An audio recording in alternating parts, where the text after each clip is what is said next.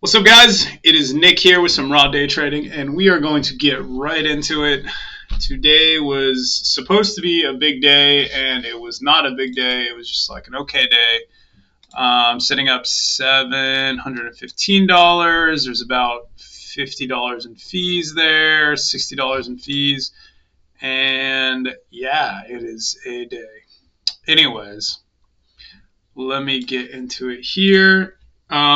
The majority of my profits came right out the open, where not right out the open, but at the first 15 minutes, I saw a great little opportunity and I sized in very aggressively.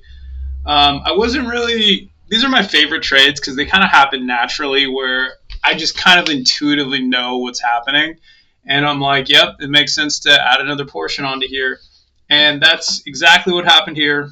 I was trying to play cautious at the open. We had DUO and then LDTC, both names that I didn't really like LDTC.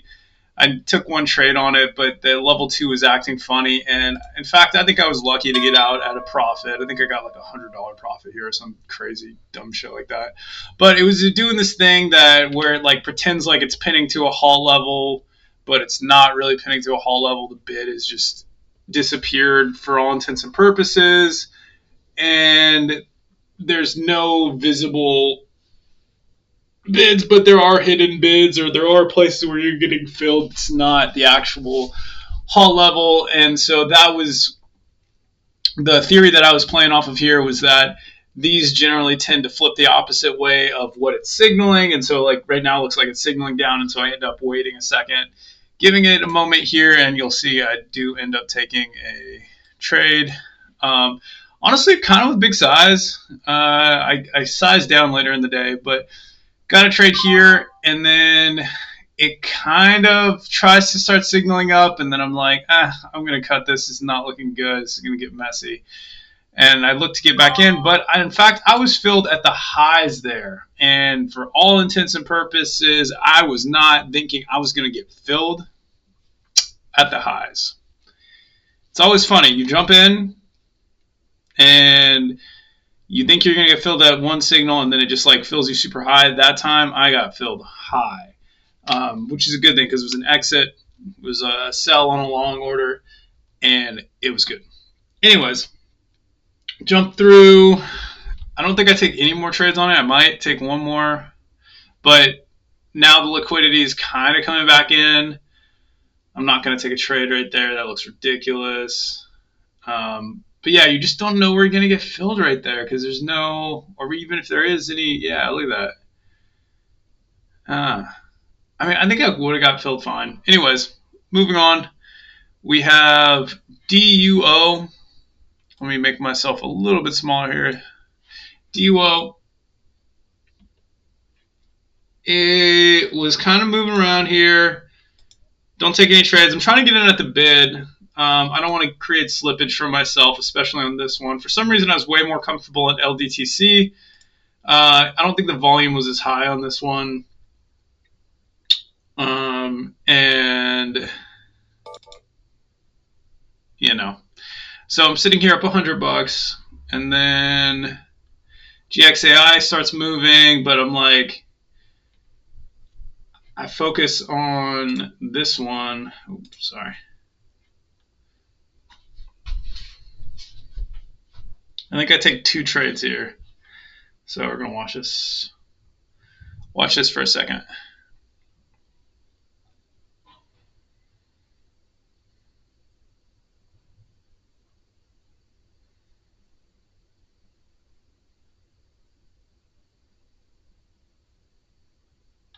All right, so now this is kind of an inflection point. The 5-minute closes, and it's a big gray candle. I'm like, this is probably going to get sold off. And in fact, even if it were to go higher here, I would be kind of weirded out by it. So I think selling off is what I'm waiting for. But I'm still watching it. No, actually, I take that back. I jump in. Apparently, I saw something on the tape.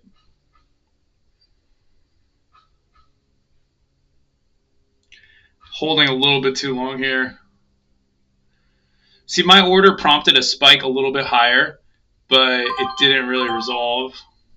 There wasn't anything behind it. There was no one chasing the price of the stock, and then because of that, nothing really happened, and it kind of flattened down back to where I was. Anyways,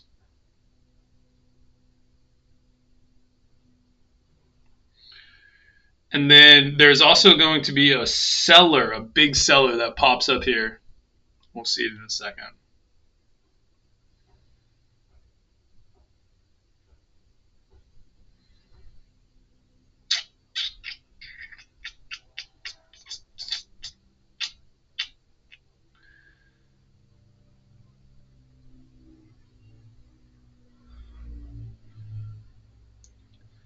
This looks like it's going to sell, but I'm still not sure at this point. I don't like how it's holding just above $1. If I were to take a position here, the first thing that I think would happen is I think it would fall under $1 and then test under $1 to see what happens. And that's kind of how I understand stuff. Although I do see on the tape here there's some buying coming in. There is buying coming in right here. Now it's kind of flattening out. Those buyers are cooling off. GXAI is making signals like it's going. I jump in here, get a little bit of slippage, and I'm out for a small loss.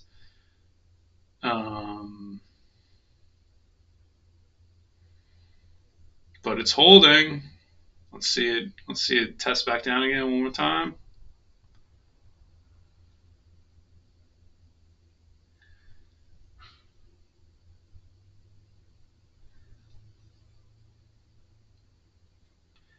So here, I normally wouldn't take it in the majority of the day. It's kind of like really looking like it's going to sell here. But because it's the open, because there's a lot of stuff, there's just a higher probability, higher dispersion of probability. Trying to sound smart here, but there's more potentials that can happen at the open than at any other time of the day. And so I'm giving that opportunity for it. And part of it is I like the fills that I'm getting. I like the setup of the stock, and I like the name because I've traded it before. And so all that coming together, I have relatively decent size on it, to be fair, too. So that there's a level of confidence there that also that I'm signaling by doing that. And the fact that I got in and was able to get out without getting roasted by like slippage or something is another good thing. So all of these factors kind of come into play. Plus, all the other due diligence that I've done. Again, this is not trading advice. I don't recommend you do anything that I do. Don't copy strategy or whatever. You got to really learn for yourself how to do this stuff. And I'm not the person who's going to teach you. I'm just like, this is for entertainment purposes, basically. This is not investment advice. Onwards and upwards. So, coming here, still watching it. I'm hunting it, basically. I know there's some stuff that's going to happen here. And the contrarian view is that it's going to go up. Right now, it looks like it's going to go down. And so I'm getting ready to bet on the contrarian view. And boom, I do one share right there. 7,500 shares. It's holding, and I take it out. Okay, so that was a small win. It's like $100. But it's actually looking good on the chart. And so I get back in, and I get right back out because the huge sellers there. So it's actually going to be super important right there, the big seller. And it's kind of like the stock is making room for some buyers there, and there's a buyer that steps up on the bid right there. I get in, and this is now the second time in a couple seconds that it's tested this big seller, and I am looking at it right now pretty carefully. And I add. So now I'm at 15K shares, but it's right above my ad, and it's holding. I get out for 2 cents on that, which is pretty decent. And I get out there for like 3 or 4 cents on the other one. Wow, which is not bad. Now I'm up at 8.19. And, you know, I could have walked away here and been up $100 on what I finished the day with, but I didn't. The rest of the day, like, was more of it not working out. It didn't work. Just did it. Just did it. Just didn't work.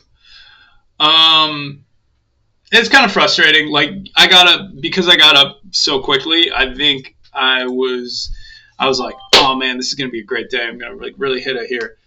And so I hesitated with size here. Like, should have bought there. Could have maybe bought here, maybe not.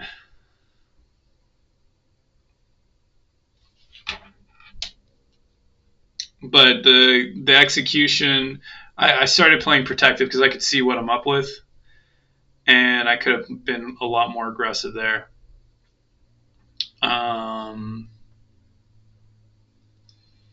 Yeah, it's just part of my weakness. I could have been aggressive when I was winning. Aggressive on the uptrends. Aggressive on the uptrends. Aggressive on the up and up. And there are some big sellers stepping up onto these offers here. Like, there's a 1,000 share seller right there. I didn't want to take that. So I reduced my size. I remember that I wanted to be aggressive on these uptrends. But now at this point, the stock has now moved, and it's making a double top for all intents and purposes, maybe just bouncing above it. I get slippage on that last one, or I'm a little bit late. I'm not sure which, but we're going to look at that real quick. Yeah, I got slippage on that. I hit the buy button. I hit the buy button right as I saw that offer offer getting eaten up by the buyers. And I got filled at 123. 122.27. Okay, so I got filled up through 123, and now it's tapping against the halt level, and there's like no kind of, I'm not going to hold into the halt, and there's no space for it to go because the halt level is right there. And I got filled, it popped up to here, and then now I'm just like, I got to sell it. I'm not going to hold through that. Anyways, so I sell. I make like, I don't know, $40 or something. And it's whatever. The halt level, I think, does move.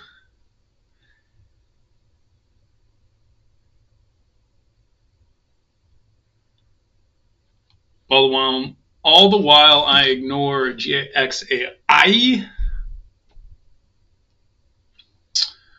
LDTC, which halted down, and I got it off the main charts. Yeah, GXAI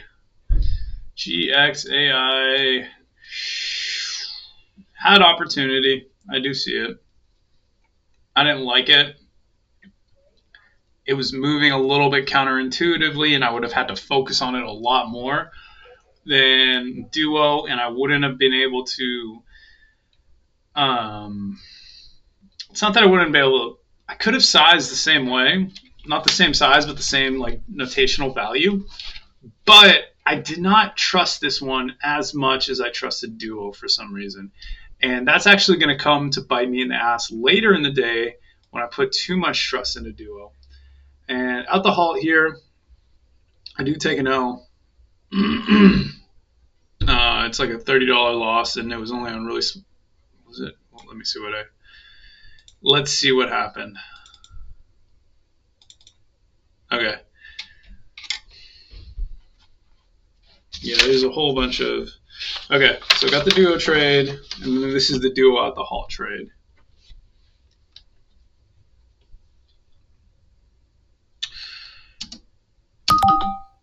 So it doesn't let me buy there. I wanted to buy right out the halt. Sometimes it'll let me put my order up before it opens, and it'll just execute on the open. Didn't let me do that.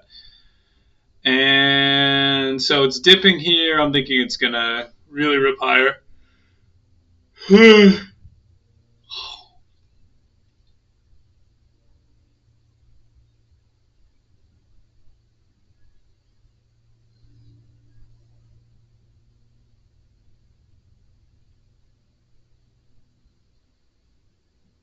And it's kind of hesitating, but also coming to the close of the 1 minute candle. And statistically, I remember that when it closes red, it usually doesn't get reversed, and that was the mistake I made here. I now jump in with 2,000 shares because it closed red on that first opening candle. And it occasionally does flip. And I was like, look, this hasn't really had a big wave of buying, at least not that I saw. And so because of that, I'm thinking it's more going to have a reversal, but I was wrong. I do have smaller size on here. I'm trying to get in on a dip, and it just flips down and starts to almost halt down, and I cut it, and that cost me $100 down to $750. Annoyed, but it's halting down. I did good not buying this halt down. Can't say that for later in the day. I do buy the halt down later in the day. I don't even think I have that on tape. I was in a quiet time in the middle of the day. They had an offering, and I bought into it. And that was another $100 I lost. Actually, I got treated really well on that halt. I bought the halt, and I was able to sell three-quarters of my position into that, to where I was only left with 1,000 shares. And it was only $100 loss, whereas it would have been like 3 or 4 times that if I did not get filled those shares on the exit before the halted while it was pinned to the lows. So I'm over here on the left-hand side here trying to take some trades on ASST. That stock traded like ASS. It was just loosey-goosey and spready and really hard to position for, right? Which is fair. Stocks can be like that. No complaints. I'm green on it overall. At the end of the day, I'm green on actually everything. But I'm only green $48, while I think I have about $60 in fees from trading that. Probably, maybe we'll go be generous and be like $50 in fees. And it's not like there was an opportunity. There definitely was opportunity. I just didn't take it. Anyways, okay, back to other stuff. So I'm not going to go over ASST. I didn't like the way it traded. I don't think I can learn much from it. At least not right now in this review. I'd have to really go over and look at it. And now this is going to be interesting. Okay, so now we're going to watch the opening of Duo. So we did the first Duo out the halt. I buy immediately, which is an interesting, and it's so, and I make some money back. Okay, yeah, I make the $100 back. It was small size still. Could have held for a little longer. That built up. That was a good solid position. Yeah.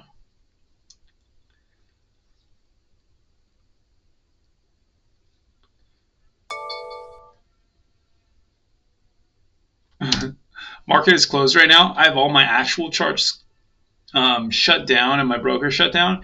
But even when I hear the ding of the bell, I still look over. I'm like, what? Is the stock moving? Huh? Anyways. All right. Back to this. Yeah, this looks like it's trying to recover. AST looks like it's trying to recover too. ASST. It's trying to break highs. And so I put it on my main chart here. It's funny. Some of my notes is ASS trade. I'll put the timestamp of like when in the recording that I need to look at, and then I'll label it a name. And one of the name is ASS trade, and then the other one is ASS miss. And both we're going to look at it here in a second. Okay, so this is kind of like just going sideways. I do take another trade on it. I think I might win or lose, not sure, but it was break even. It looks like just looking at my P&L. Now I'm going to 10.02. There is another halt.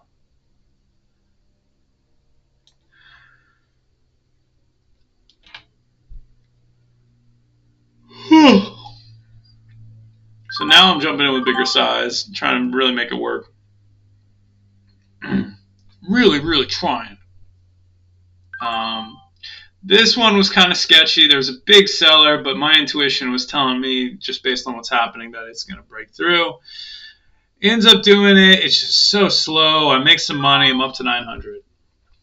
That was like probably like a, if I were to really be honest with myself, it's probably like a $200 risk I had on that trade to make maybe $100. Okay. You know, sometimes the trades are like that.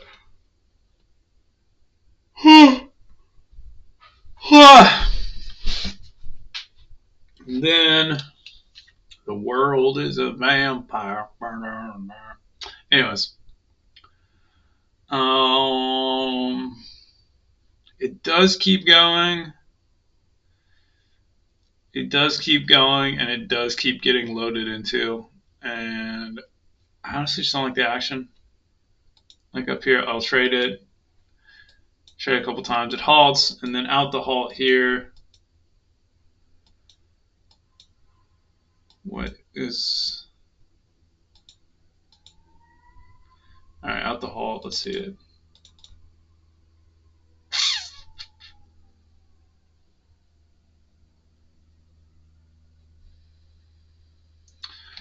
Unhalting in 4 seconds. Okay. Get in there. It opened low. And I get out there as it gets above 40. Okay. So it was a small win. Nothing amazing. Nothing really to risk a decent amount of money on. I mean, it's up at the highs.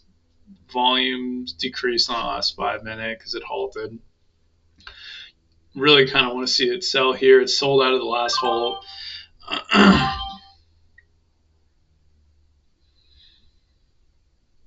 Up to 941. Kind of like, I'm also playing a little bit too safe in these environments too, because I'm holding on to my pearls. I'm being a pearl clutcher. My pearls. And I'm wanting it to open up to 40, 45, 50. But I'm not really trading with any size. I'm trading with 1/10 the size of that I was trading a second ago. And yeah, that was a mistake, because these were good. This was a good area to trade, good size in. So while the risk was higher too, because like if it unwound, it would have unwound boldly. I did make that mistake. So that could be what I work on for tomorrow. Size down at highs. But tomorrow, I'm going to size down at highs. But if it's still pushing,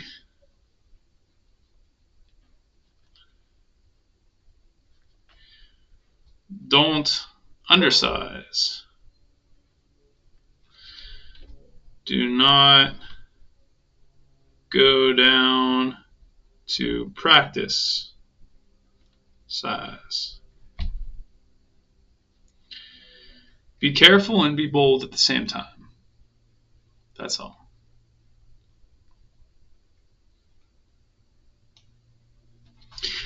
Boldly, carefully going where no man has gone before.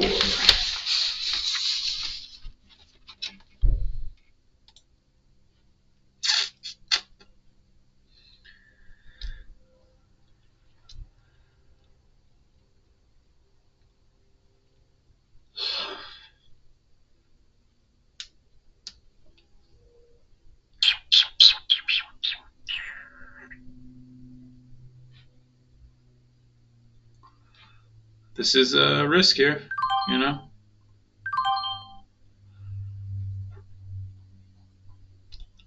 Up to 975 at this point.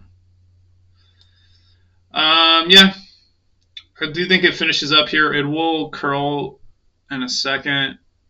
And now I'm up above $1,000 on the day, even after fees. At this point, but then I give it all back. Okay, so now we're going to go to 1043, which is our ASS trade. So ASST is curling up, and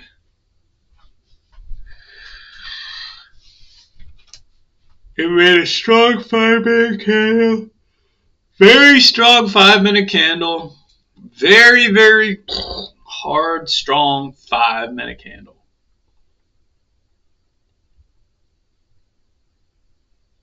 Yeah. Yeah. No. Yeah, no. I mean, it looks kind of chill, but there's no volume going through at this point, or really, like, whenever there's like pauses of volume and it's just like not consistently flowing, I think it's highly likely that when I jump in, it's going to be a jolt to the system of the market maker regime that's kind of controlling it at the moment, or even like the traders that are watching it. Because like if I were to see like, I don't know, I'm jumping in with 7,500 shares here. If I were to see us, watching the tape and like to see some action and a big buyer jump through, I would probably jump through too, or I would short it too if I was going contra like what I thought would happen. And I do that, and then the bid and the spread just opens up. I mean, if you're looking at this up here, if you can see that, it's like it was a 2.5 cent spread there for a second. That's not fun, especially if you have 7,500 shares on. And did that take me down to? Did I lose on that? Well, what happened there? I think that was break even, right? All right, so actually, I lose money. Where do I lose money at?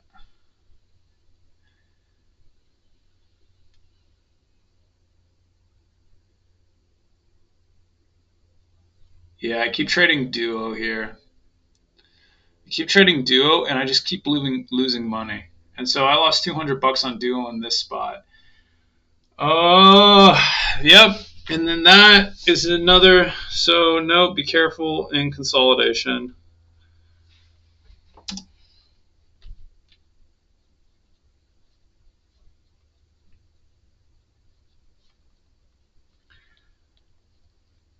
I just traded that.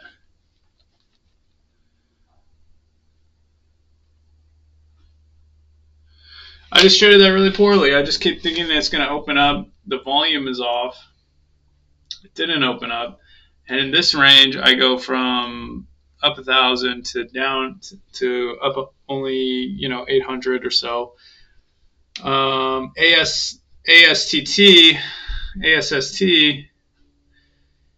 here.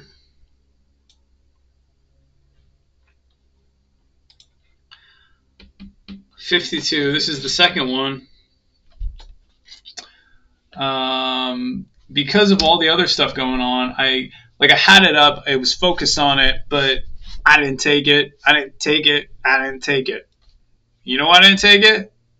Spreads. You know why I didn't take it? Previous experience with the stock. Did I miss out? Yes. Did I maybe avoid something bad happening? I mean, or losing money? Yeah, I might have. Like, even if it went up, but I mismanaged it because the spreads are wide and weird and whippy, I could have, and this has happened before, I could have mismanaged that trade, just getting like juked out basically by market makers, and then it still goes where I think it's going to go. So all of this stuff, like, I have to weigh going into the stock, and I'm not super bummed that I missed it because I was kind of playing defense at the point, but there was a decent trade here, and we're watching it. We're watching it unfold in real time here. This is the first bar of kind of like that recovery candle and popping above high of day. So yeah, initially this 5-minute candle, it's looking like it's going to sell. Then it's just totally reversed, and now it's pushing to highs. And I guess whoever's short really quickly just unwound here and just kept pushing up higher and higher. And that would have been the get in point right there. Boom, getting out right there. That would have been the way. I was so close to punching it. So close to punching it. But I didn't, but it's okay. Let's just watch out that one more time. Because I think you can understand this type of stuff from the chart. You can understand this type of stuff from the level 2. And they both are valid and necessary to trade in real time. So from the chart point of view, you have an area where it tried to die. It tried to push lower here. It even signaled really strongly like it was going to die. And it like sold off here, as it attempted to go higher. And like you even have in pre-market here, just total reversal here. It tries to do that on the 5-minute right here. It tries to do the reversal. Okay, so flop, gets stuffed on this green candle right here, and then just totally reverses. And all intents and purposes, as much as I use that phrase, I think it's going to go kind of like it goes over here. It pops up, fails, pops up, fails. But in real time, the ability to recognize that a pattern is not playing out in the same way it's been playing out, it's kind of the edge that a lot of human traders have. There's a shift in momentum, a shift in kind of volatility regime. And anyone who is short off the highs up here, banking on it from here, as they see it popping up over here and bleeding up into the negative zone, whether it's an algorithm or whatever, live stop or a mental stop, this stuff is getting tripped. And push. Whoa, now it's up to 90, 92. Holy crap, 98, 99. Granted, if I were too late on that, I could have got slippage up to 99. Especially, with big size, that would have been scary. And so that's another thing to consider. Could I have managed this to where it wouldn't have been? I think so. I think shorts would have tried to stop the trade right at the highs here at 75 and at 80. I think getting in there, look at that. There was a seller trying to jump in, 0.2 cents down there below the ask. I could have got liquidity for 7,500 shares right there. So it's pushing.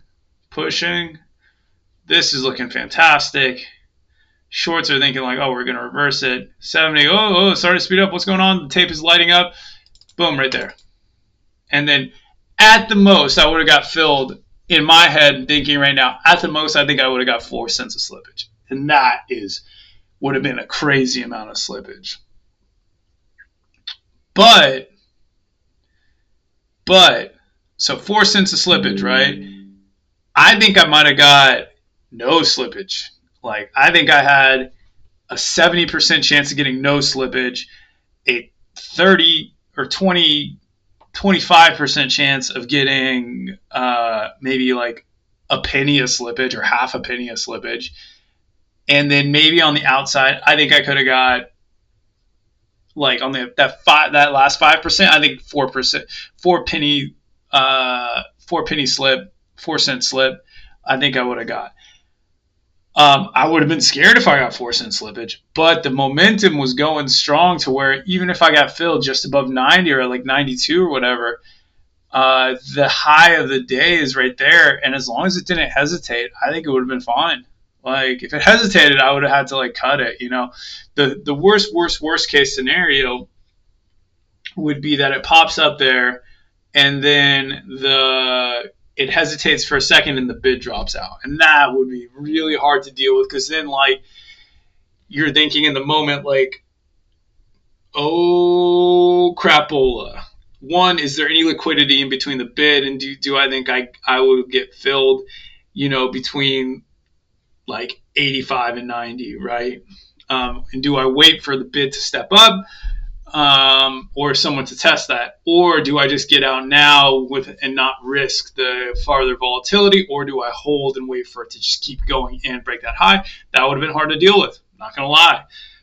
And that does happen quite often. So all of this said, would have been nice to get in around 85 here.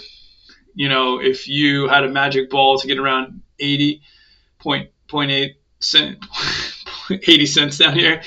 But being you don't have a crystal ball, I don't have a crystal ball at least, and I don't like holding in these areas, even though they could offer the best potential. They do offer some crazy amount of risk, especially if it's such a long time that you get kind of hypnotized by the price action. That's more of a personal problem, to be honest, because you can't really set live stops because you give a little bit too much information to the market. That's a hard one to do. But once the light starts going, or even just taking dips here, and holding it as it kind of hesitates, that might have been okay, But jumping in up here, that was the way this worked, and I think it worked out really well because it had rejected so many times, and so everyone that was in thinking that this thing's just going to die and they're going to ride it short really got scared right there. So that's that. Let's pump forward to the opening of this halt. We'll do a little bit of breakdown of that. So it opens low. I really could have bought it. Maybe should have. I had lower share size on it, but it was still pretty decent share size for a halt type volatility. And buying it right there would have been interesting, or right here, or right here. All of these ended up working out. And just unloading right here a little bit.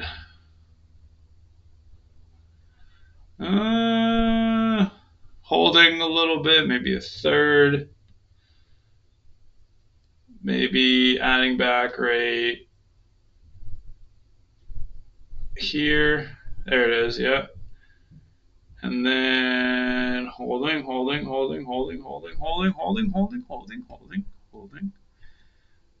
Really looking for one here, but it's hesitating. It's giving trouble.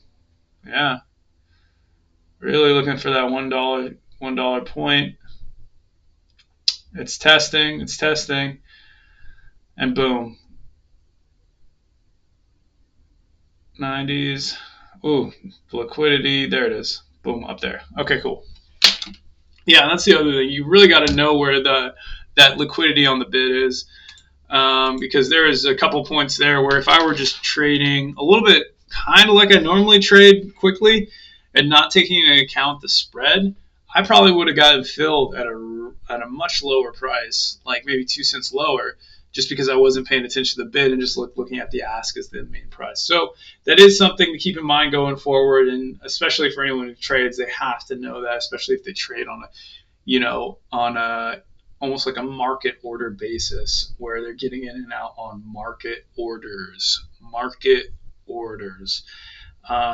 They're dangerous, but they're fast. And fast sometimes is the name of the game. They're fast and subtle. The only other alternative is you pay for it. So it's either you go dirty, cheap, and fast, dirty, cheap market orders, or you go sophisticated, invisible payment, where let's say you have 7,500 shares. You want to do some math here? 7,500 shares times multiplied. Oh man, I gotta charge my battery. So 7,500 times 0.002. I don't know. Let's see. $15 in, $15 out, plus a $5 commission. That would be, you'd be able to get out invisibly if there was liquidity running into the ask, but it'd be a $35 trade cost. And if you trade a whole bunch, it will cost you. So you just would have to be a little bit more precise and laser like. Anyways, I think that's gonna do it for me. Um, wasn't super happy with how I traded Duo into the rest of the day. Kind of makes sense that they had an offering, though. Everything that looked like it was going to work did not work. And that's about it for me today. I appreciate you guys watching. Hope you have a fantastic afternoon. Remember, day trading is risky and not to trade with real money. And I am not your trading guru, so don't listen to me. Do your own research and stuff and learn how to trade in a simulator and stuff. This is for entertainment purposes and my personal purposes and all those fun purposes and just because I like to talk purposes. Whatever now. Peace out, guys. Have a great day.